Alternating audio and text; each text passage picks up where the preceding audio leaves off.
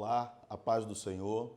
Eu sou o pastor Sandeiro de Castro, sou membro do campo São Luís, presidido pelo pastor José Guimarães Coutinho, a qual também agradeço a oportunidade de ter nos autorizado a estarmos aqui. Quero agradecer ao presidente da CEADEMA, pastor Francisco Raposo, e ao coordenador da Comissão de Educação e Cultura, pastor Osiel Gomes. Na oportunidade, hoje nós estaremos estudando a lição de número 10 com o tema Jesus cura hoje. Essa lição, queridos, ela é importantíssima e para começarmos a entendê-la, precisamos partir de um ponto central, que é a questão da origem do sofrimento humano. Não podemos falar de cura sem falarmos de onde as enfermidades elas se originam. E a origem do sofrimento humano é resultado de uma contradição do homem com a intenção de Deus para a sua criação. Com isso, resultou no pecado da humanidade. A Bíblia ela é bem clara ao afirmar que o sofrimento ele é consequência da queda do homem. Até porque Deus ele não deseja que o homem sofra. Pelo contrário, Deus deseja que nós sejamos abençoados, segundo a referência de Gênesis, capítulo 12, versículo 3. Nesse aspecto, nós começamos aqui a conceituar a cura divina. E, para isso, precisamos entender também o contexto das enfermidades no Antigo Testamento. A nossa lição vai deixar claro que, num contexto geral, as enfermidades e a cura delas são resultados de uma questão pública, de saúde pública, o melhoramento da saúde pública naquele ambiente, naquela época, que era bem precário. No entanto, a Bíblia também nos dá outras fontes, outras origens a respeito das enfermidades e da cura divina. Entre elas, nós podemos citar, tá certo, a questão da possessão demoníaca. Também é uma vertente, mas que não pode ser encarada com generalidade. Outro caso a qual podemos relacionar as enfermidades é a questão das escolhas pessoais do ser humano. A escolha do seu modo de vida, a escolha da sua alimentação, a escolha das suas rotinas. Tudo isso está elencado no contexto bíblico como possíveis causas de enfermidades na vida humana. No Novo Testamento, como a lição já faz essa divisão desse conceito, tanto no Antigo quanto no Novo Testamento nós vamos ver também que a sociedade da época vivia um caos social e uma miséria intensa, e isto provocava diversas enfermidades, pois não havia higiene, não havia condições sanitárias necessárias para que todos pudessem ter uma saúde adequada. Daí, dentro do Novo Testamento, nós vamos ver o contexto de Jesus atuando com milagres, com prodígios e com maravilhas, com dois sentidos, tanto no sentido espiritual para a manifestação da obra de Deus, quanto também no sentido social, para aliviar a pressão social que existia na época a respeito de tantas enfermidades que o povo carregava. Pois bem, isto nos leva a perceber que a cura divina ela é real e existente tanto no Antigo quanto no Novo Testamento. E aí podemos elencar uma série de exemplos aonde aconteceu a cura divina, ou seja, a cura das enfermidades de alguém.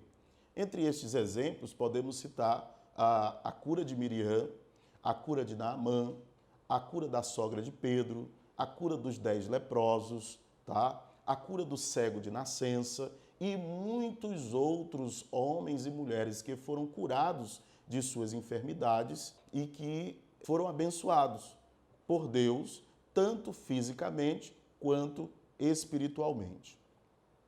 No tópico 2 da nossa lição, ele vai falar sobre a cura divina como parte da salvação.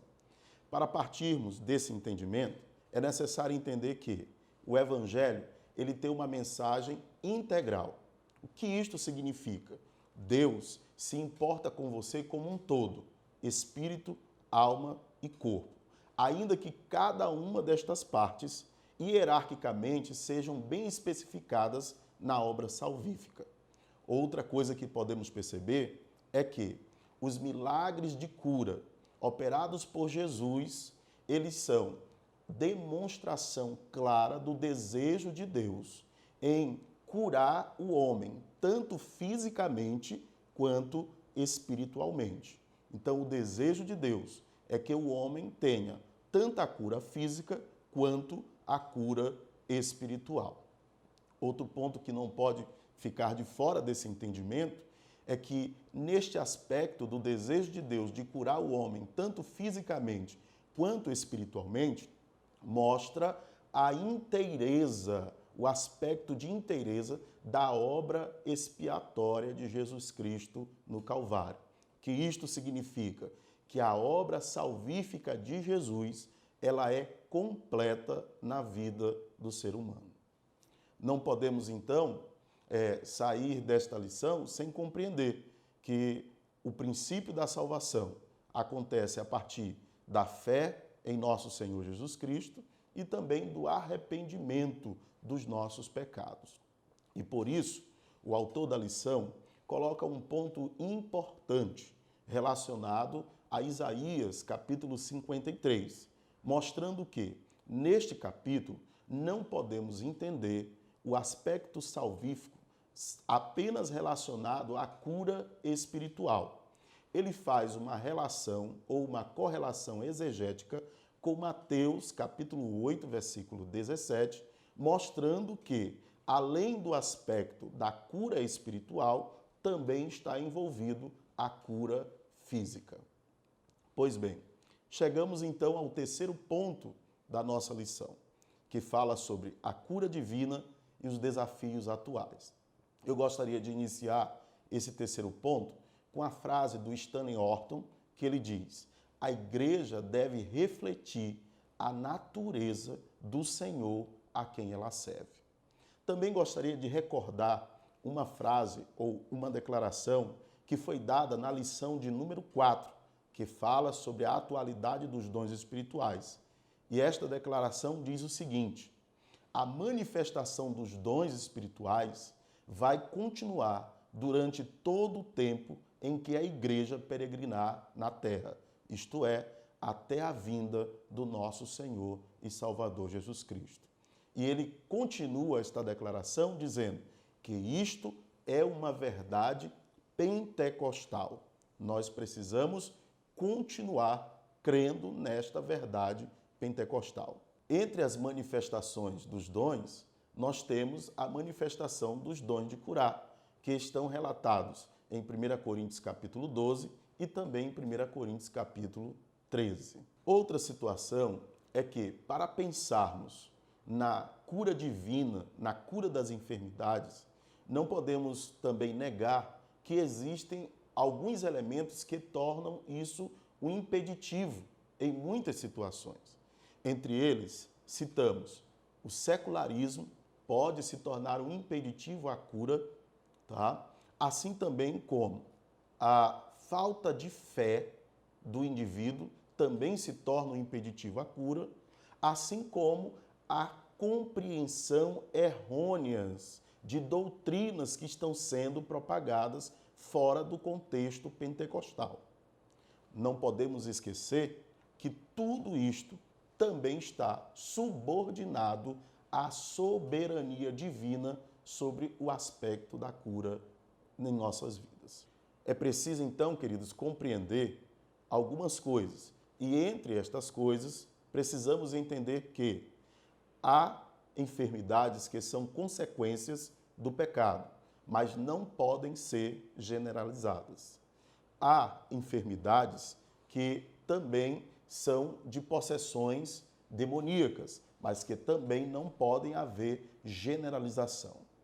Outra coisa é aquilo que está registrado em Mateus capítulo 10, versículo 8. Deus concedeu para a igreja poder para curar os enfermos e libertar os oprimidos. Daí, chegamos à conclusão desta lição, onde eu quero resumir com um texto bíblico, que está lá em Tiago, capítulo 5, versículo 15, que trata de todos os pontos abordados na nossa lição, quando ele diz: e a oração da fé salvará o doente, e o Senhor o levantará, e se tiver cometido pecado, ser-lhe-ão perdoados. Muito obrigado, tenham todos uma boa aula.